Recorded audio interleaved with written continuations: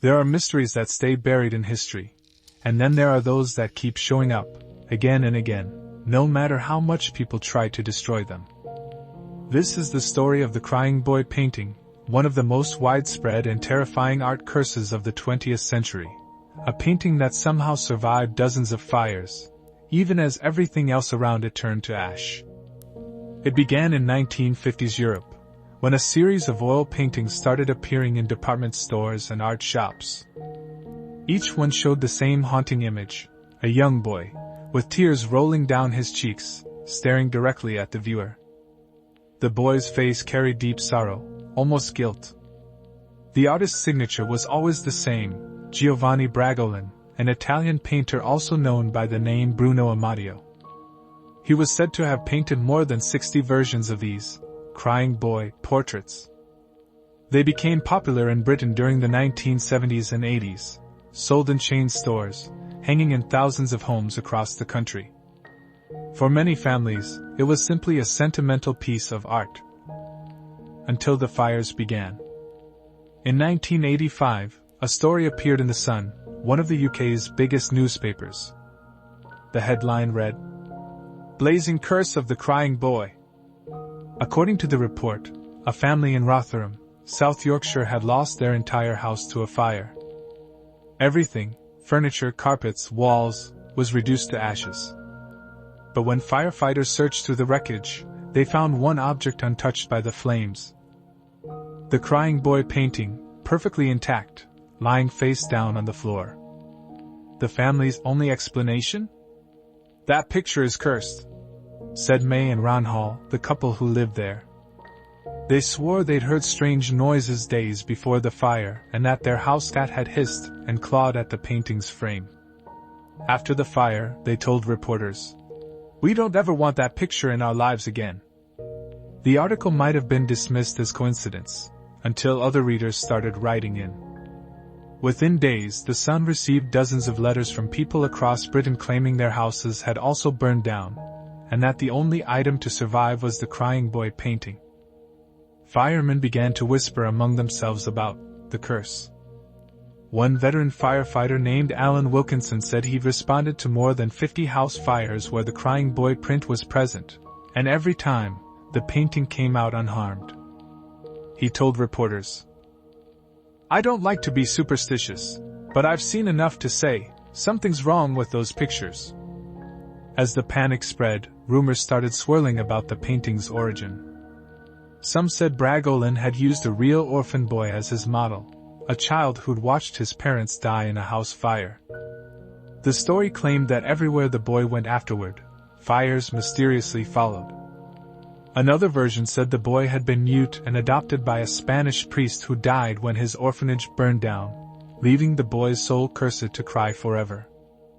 In darker tellings, the child was said to have made a pact with the devil, and the paintings carried part of that curse.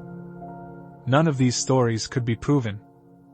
But in the 1980s, when one tabloid story could spread like wildfire, the fear was enough.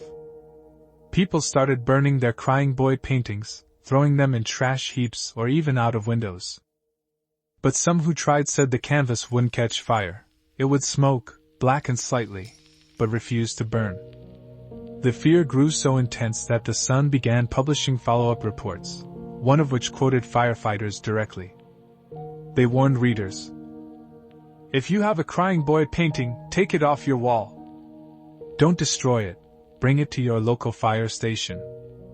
Soon, fire stations across England were flooded with boxes of the paintings, hundreds of them stacked in piles, faces of crying children staring back from the darkness. In October 1985, The Sun staged a massive public burning. A bonfire was built in a secret location, and more than 2,500 Crying Boy paintings were thrown into the flames. Reporters, photographers, and witnesses watched as smoke filled the air. But many claimed they saw something strange. The flames burned hot, yet the faces of the boys in the paintings seemed to resist, their eyes glowing through the smoke before the frames finally collapsed into ashes.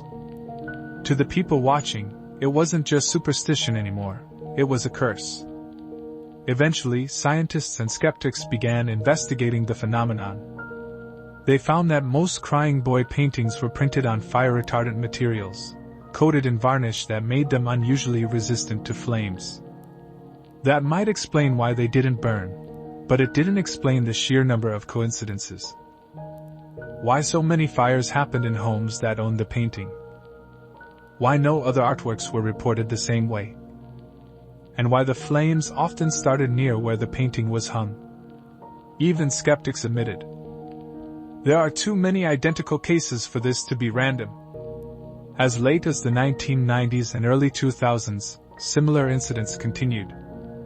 People would buy old versions of the painting from thrift stores or flea markets, and within weeks, tragedy struck.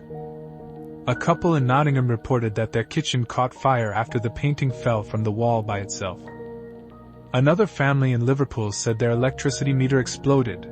The only thing in the room left intact was, again, the crying boy. Some owners tried rituals, sprinkling holy water on the painting, sealing it in glass, or keeping it face down. Others mailed their paintings to paranormal researchers, asking them to test or exorcise them. But no scientific explanation ever stuck. In the 2000s, paranormal investigators revisited the legend. When they brought original prints into controlled burn tests, they found that, true to the stories, the paintings resisted ignition longer than normal canvas. Some investigators even reported electronic malfunctions and unexplained cold spots near the artwork. Today, collectors still buy the crying boy paintings online, claiming they want to test the curse. A few months later, Reddit threads or YouTube videos pop up saying, "My house burned down after buying this. My smoke alarm went off for no reason." Coincidence? Or something darker that refuses to fade? The story of the crying boy became more than just a ghost story, it became a cultural fear. Psychologists say it reveals how humans connect emotion with energy. A child's sorrow captured in paint, multiplied in thousands of homes, becoming a symbol of tragedy.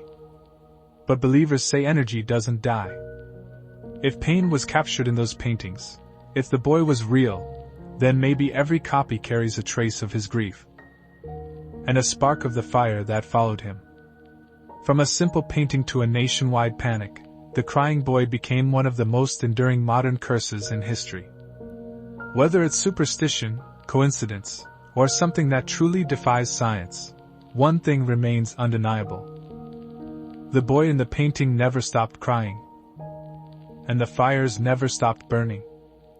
If you believe the world hides truths that logic can't explain, subscribe to True Mystery Vault, where every story pulls you closer to the thin line between fear and fact. Because here, we don't chase myths, we expose them.